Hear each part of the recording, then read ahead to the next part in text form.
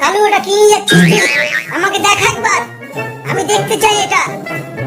Wow, এটা তো একটা ঘন্টা। এটা কি আমার? তোমার। যাক, আমি গলায় বেঁধে নিয়ে আমায় খুব ভালো লাগছে। তুই কি পাগল হয়ে গেলি? কি ভাবলি এটা? এই জেরি আসছে, বাড়িটা লুকিয়ে দি।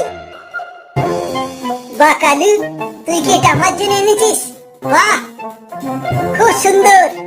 তাই এটা আমি বাজিয়ে দেখি। দুদুম। ওয়াও, জেরি তুই তো ফুল হয়ে গেলি নাকি? নাকামো আর করিস না তুই, তোর জন্যই ফেটেছে এটা। আমি বাজাচ্ছি, এর মধ্যে কিচ্ছু নেই দেখ। এই আমার নখগুলো খুব বেড়ে গেছে, আমি পিছলে যাচ্ছি। আমার নখগুলো কে কেটে দেবে? জেরি, আমার নখগুলো কেটে দে তুই। আমার নালে পিছলে যাচ্ছি। হ্যাঁ, এইবার আমি স্কেটিং করব। আমার স্কেটিং বুট কই? এই তো পেয়েছি। এইবার আমি স্কেটিং করব। জেরি, কালু, তোরা আমাকে টান। কি ব্যাপার, আমি তো নড়ছিই না। এত জোরে ছুড়েছে যে দেয়ালে ধাক্কা খেতে পারে। তাই টম তাড়াতাড়ি গিয়ে ওদের বাঁচাতে গেল। ভয়ের চোটিতে দুজনে সাদা হয়ে গেছে।